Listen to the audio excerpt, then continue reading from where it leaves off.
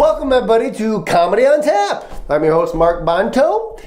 We have another week of hilarity and fun because our guest this week has been doing my The Funny Spot show for a few, and we'll get into that in a little bit. But he's very funny.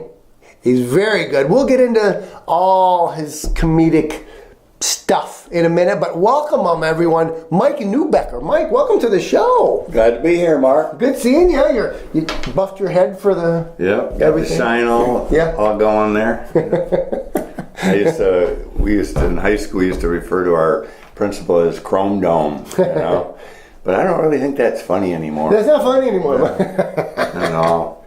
Yeah, I forgot. You've got that great humor where it's just like you'll have a setup, and then boom, it's like, where did that come from? And it's in a good way, funny way. Yeah, that's what she said. That's what she said. How long have you been doing comedy, Mike?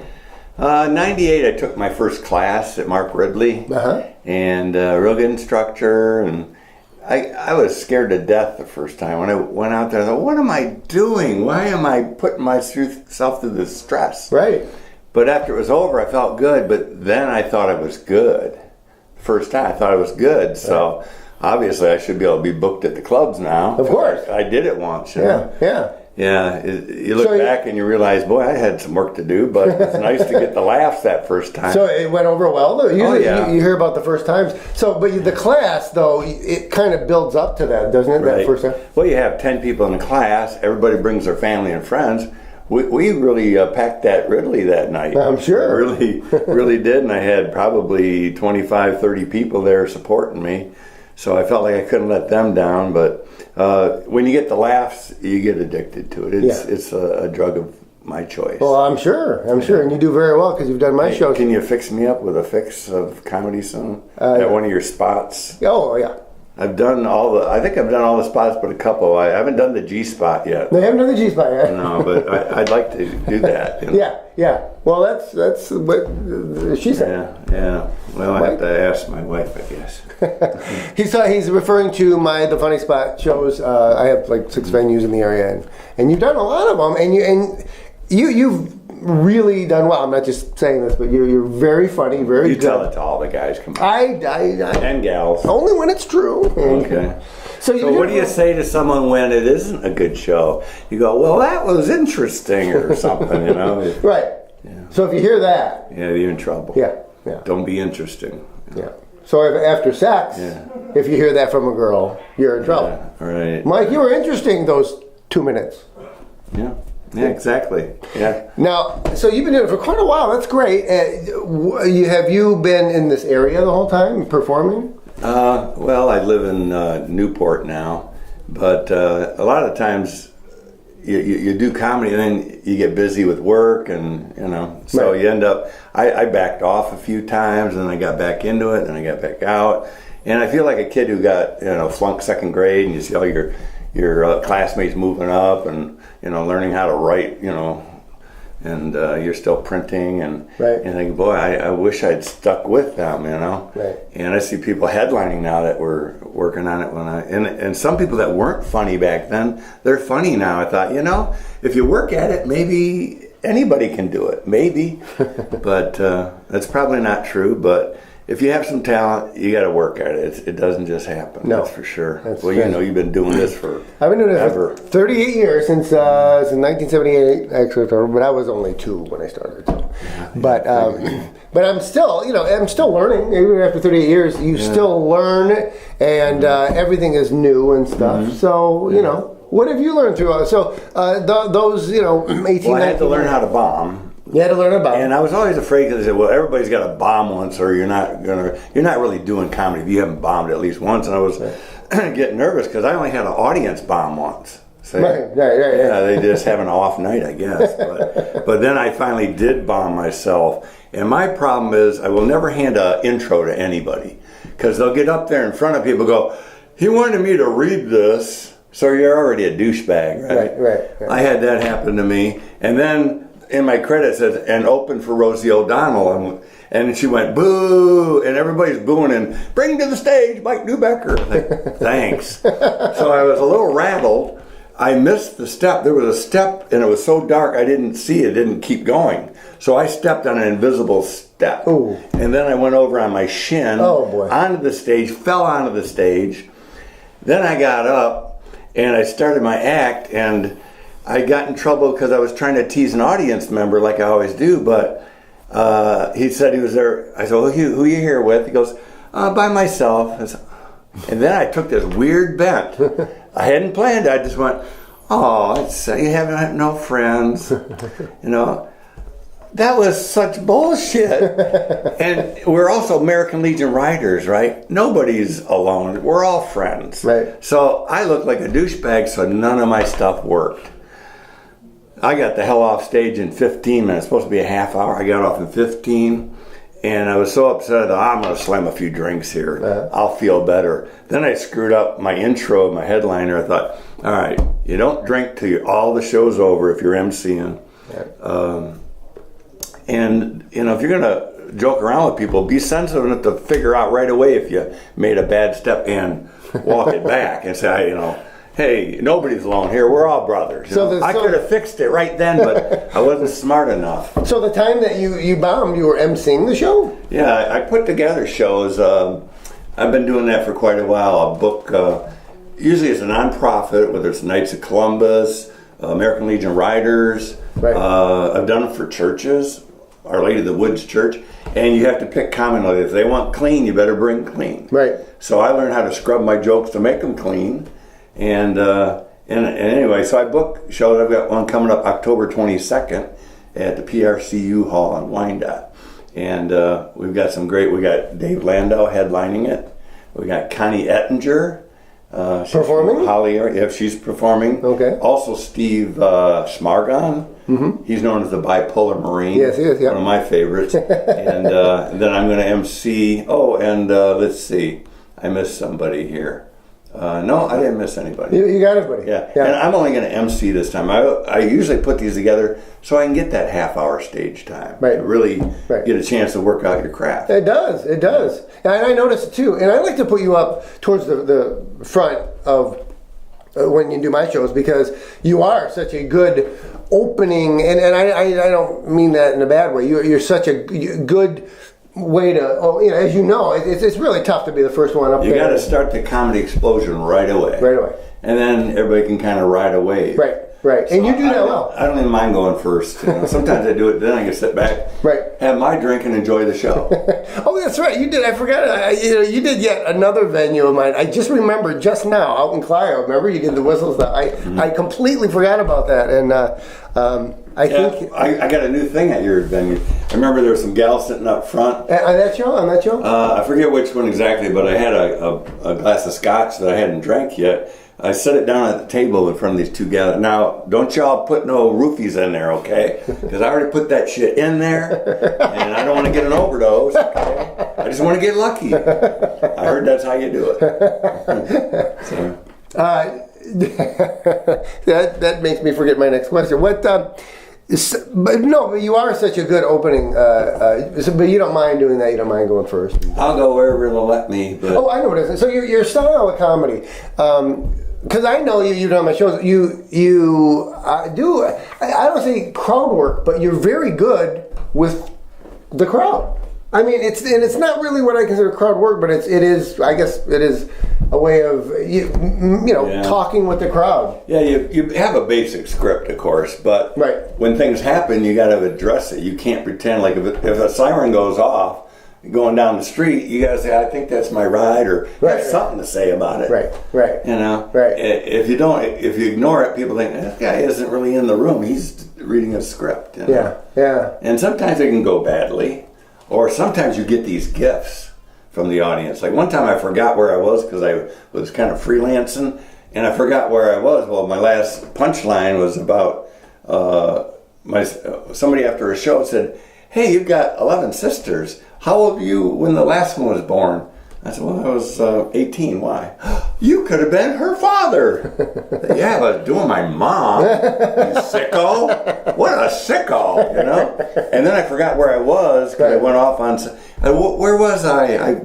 I'm sorry. Right. One guy said, you were doing your mom. And I got a good laugh out of it. So I actually set it up to forget on purpose. So I can get that shout out. Because you've done that bit before. I haven't done it for you at your crowds. But, I usually don't have enough time. I'm doing 7 minutes usually, maybe 10. You do 10 of my shows. But I need to do 15 and 20 a lot more. Yeah. Because when you finally get a gig where you're doing a half hour, right. you got to start practicing the other stuff you haven't done in a while. Right. Because if you think, oh yeah, it's up there, you get on stage, it's sort of like people that sing the national anthem and they think they know it until they get there and Star Spangled Banner, oh shit, how did that go? Yeah. And they forget it, or they miss a line. Yeah.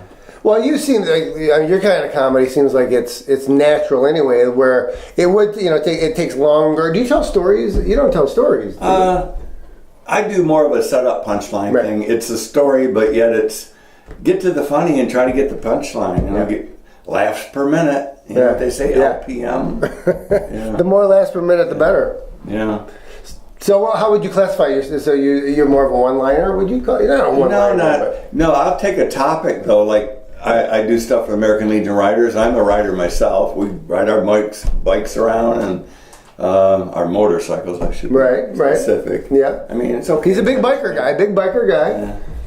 Yeah, I did one in Detroit on the east side, and guys, man, when this white guy pulled up with his motorcycle and stuff, I thought, damn, I might have to go home and get my gun. I said, well, why are you guys afraid of me, I'm outnumbered here. But it was all good fun. And what a great biker guy. Yeah. So how do you have, obviously, in all those years, you've got more than one set, right? You've got a couple. Well, where I was going with that is I'm a rider. Well, I want to do stuff for riders, people that ride motorcycles. So I developed jokes for that. So I bring that out when I'm doing for the riders. I could do it for other groups, but an example will be, I just went to Key West and back on my motorcycle. Nice trip, 3,600 miles round trip. And all that way, wonderful drivers, except 3. It doesn't take but one to mess up your day, But it's always the same thing where they're in the middle lane, they start coming over into your lane, and you're hitting the horn and the brake, and then they get back, and then they roll the window down as you pass them. Sorry. I said, yeah, you're sorry, but, that's not going to unshit these pants, So that would be an example of a joke I came up with, from terror. Right, from terror, yeah. Or, I used to worry about miles per gallon in the car, Now on the motorcycle, I worry more about, instead of MPG, I'm worried about MPB. MPB. Yeah, what that is, miles per bladder. Per bladder, of course. Yeah, like how many miles I can go before I got to stop to pee. Right, of course. We're getting up there in age. Yeah. So I'm getting about 90 mpb on the highway, about 60 in the city. That's pretty good. Oh, but on those bumpy back roads, oh boy, more like 10. 10 mpb. Well, it depends. Yeah. And if I'm wearing them. And if you're wearing them. Yeah. There we go. That was a good. So you got to develop new jokes. Like someone could give me a topic and I would work on it, and I could come up with jokes about it. Right. I just remember part of your stuff is you do play on your age too. Now you don't talk much about bikes. No, that's kind of specialized. But I think one of the favorite jokes was a gift to me. I was in Phoenix, waiting at the bar, sitting at the bar, and there was a guy doing a joke about, how when you go in a bar, there's always that one creepy old guy, sitting at the bar, and I'm sitting there, and I thought, everybody's laughing, and I am too. I'm looking around, where is this guy anyway? Right. Then I realized, oh shit, it's me. When the hell did I become the creepy old guy? So then I have material about that. Yes, you do. But that was a gift. It happened, and then I did it then. It was like a callback, so it really killed. Right. It just happened. Yeah. Well, So, but the different sets, they're on different topics. You just have a whole bunch of topics for this one. Well, I grew up with 11 sisters and a brother. No, is that true? So yes. So I mean, right away, there's a joke just waiting to happen out of that. That is a joke. Where they're trying to get into the bathroom, those kind of topics. And we had one bathroom back then. Oh, one bathroom. Right. We had an outhouse, but no. It was kind of scary because you go out there at night. Yeah. And then there were birds that lived up there. Oh boy. And if you startled them, it scared the shit out of you, which kind of worked out. But it was scary. Where did you fall in the 12? I was the third oldest. Third oldest. And my dad put a telephone. This was revolutionary back in the 60s. You put a telephone in the bathroom. The one bathroom we had. Yeah. I waited long enough to get in there. Right. And now I got, sister soaking forever in a bubble bath on the telephone with her boyfriend, I'm out squatting behind a tree. And I looked over, hey, Dad, you want to pass that toilet paper when you're done? Should put a phone out here, maybe. So family stuff. Family stuff. And so, you ever put about, you do stuff like that in your act? Yeah. Oh, yeah. Yeah, like my dad, he's always funny, too, because, with the phone in the bathroom, you could always tell where he was at home when you called. Yeah, hello? Yeah, I'll be over to get you. Just got to finish some paperwork first. So it was kind of funny. I don't hear that in your sets. You should put that. That's good stuff, Mike. I know, there's just not enough time. There's not enough time. Yeah, my mom was the real comedian in our family. Yeah, what you do? I got my comedy from her, for sure. Oh, yeah? How so? What you do? I mean, she just always had something funny, like all those kids, 13 kids, come to the dinner table, and I'm like, all the spots were taken. I said, Mom, where should I sit? She says, how about on your ass?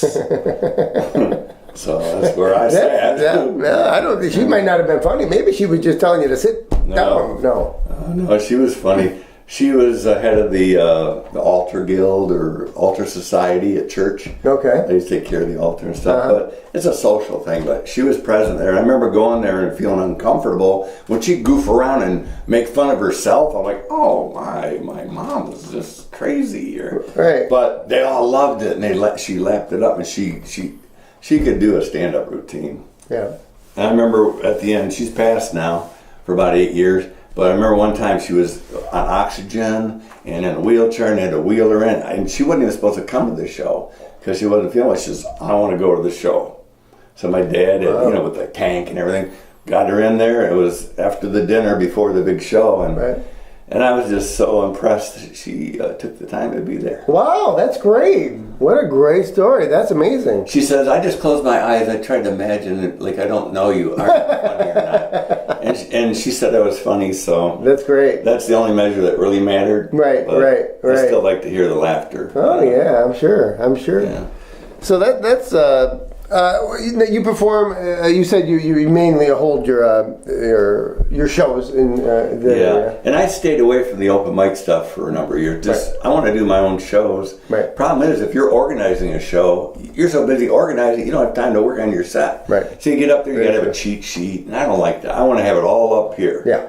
A real professional, you don't want to see a cheat sheet on stage. No, that's true. But if I don't prepare well enough in advance, that's what I got to do. Yeah. But I'll give away a little secret. Most comics have a little cheat sheet. Yeah. Not all, but you usually keep it by the glass of water. You can get a drink of water. Hey, give yourselves a hand. And you're like, what the hell am I doing next? Oh, yeah, I'm doing that one. And that's funny, but that's true, actually. Yeah. It is true. Because if you're doing a lot, like Joan Rivers, when she did her comedy, she had big cards on the front of the stage, and she made fun of it. Like, they think I'm old, I can't do it. Look at that, I got these. She pointed it out, but she needed them there because she'd do an hour. Yeah. Well, and I noticed too, like when you don't have time to prepare, like I don't, many of my shows, you gotta have something to kind of aid you in doing that. Yeah, sometimes I'm doing comedy where I'm not supposed to. Like we had our class reunion at Gabriel Richard, class of 71, and they said, well, why don't you do some comedy? I said, I don't want it to be all about me. And said, well, we need someone to MC and who's got the oldest spouse in the class, who has the most kids, who has, whatever. So I kind of improv the whole thing. We made up categories, and that's where comedy just happens sometimes. Like, all right, whoever gets that category has to name the next category. So the one who had the oldest spouse said, okay, who has the youngest spouse? And then, it was Kitty. Wow. A name like Kitty, I mean, who would have known she'd be a cougar? Yeah, exactly. It just fell. And that's where I came up with that. You're getting old when you go to your class reunion, and all the handicap spots are already taken. Yeah. They got that ambulance there, sitting by the front door, engine idling. Damn. Yeah, on the dance floor, most of the people dance around with those oxygen tanks, and urns, Yeah. That's good stuff. And you use stuff like this during some of those cleaner shows. That's good stuff. Yeah, I took a joke that was a dirty joke and I turned it into a clean joke. Oh, It had to that's do with, not easy to do. Yeah, it had to do with Tourette syndrome because my wife's handicapped and Right. she had to have a surgery. She says, honey, just park in a handicapped spot after you drop me off the door so I don't have to walk so far. I said, okay. So I do, and I put the little handicap placard Sure. up, Uh-huh. and I'm walking up, and there's this guy. Apparently, there's these self-appointed handicap police out there looking to see whether you deserve that spot or not. Right. You know, I have the card, but hey, buddy, what's your problem? You don't look handicapped. What's your problem? I says, I got Tourette syndrome, asshole. Shit face, asshole, shit. I had to do it twice because I got OCD too. But when I did it clean, There's a lot of hidden jokes. You're throwing a lot of punchlines Yeah. away. It's good stuff, Mike. but you can clean it up by just saying, Right. I got Tourette syndrome, jerk. Right. Heck darn it, heck darn it, heck darn it. Right, exactly. Yeah. See, I have a very rare form of Tourette, so I can only swear clean. Otherwise, I wouldn't be able to do this joke. So I got my laughs. I actually took one and got 3 laughs where I never got 3 by cleaning it up. Right. It was That's unusual. That's right. like What a credit. my wife. I've been married 44 years, and I know the secret now. What's the secret? To a good long-term relationship? It's very simple. Yeah. Listen up, guys. If you don't already know, all you got to do is do whatever she says. That's it. It's just simple, right, ladies? Seems like an easy secret. Yeah, do whatever she says. You might learn something new. Like just recently, I learned how to go fuck myself. Now, I turned that joke into a clean Now, one. how did you do it? What'd you do? I said, just recently, I learned how to jump in a lake, go fly a kite, Oh, I love it. and get lost at the same time. But that's how she teases me. Because I know she loves me. Because, I mean, when we argue these days, Wow. she hardly ever reaches for the knife drawer. Yeah, hardly ever. I mean, Yeah, and so- that's when you know you're doing good. Yeah, is that's when, right. Yeah. Wow. Well, it sounds like you've got the secret to longevity of marriage. The comedy. You clean it up. Some What else? people are purists. Oh, I won't change my act. Right. Hey, the customer is the audience. Right. You got to give them what they want. You go in there with something blue and they're looking for squeaky clean. Yeah. You know, the pastor's there or something. Yeah. You better deliver what they want. That's exactly right. Well, I'm one of the cleanest comedians I know, and one venue approached me. It was a VFW, and I know that you're ex-military as well. Mm-hmm. You didn't talk about that, and I got 2 minutes left, and anything you want to talk about that? You talked about Steve Spargon earlier. Well, I didn't really. I like doing comedy wherever, whether Right. it's veterans groups or Right. whatever. But I think I really got into this. I actually have a political leaning in the beginning. I thought I have a gay son, so I do material about that when he came out and so forth. And I'm very supportive and love my son, but there's a lot of funny material in having a gay son. You know. Oh, sure. That would escape people, but you can't always have the time to do that material. But I'm trying to get that audience. But how do you get an LGBT audience? Right. You know, Right. There's certain venues that you can go to, but I really want to do some comedy. And I said, hey, why can't I? They have LGBT comedy. I said, well, why can't I do it? You know, you got room for straight guys, right? I mean, isn't this whole equality movement about including everybody Right. to move progress forward? Well, you know. They only want an LBG or T comedian. Yeah, that was their theme, but allies, you know. So I'm still working on that. Trying to get into some of these things. Son can get you. Because let's face it, the audience, they have parents. Right. And I make fun of myself mostly, Right. you know. Well, we got like 2 minutes left. I just want to thank Mike Neubecker for coming by. How can the audience, where can they see you? Where are you coming? Well, I haven't done a good job of marketing myself. Right. You can find me on Facebook, Mike Neubecker, Right.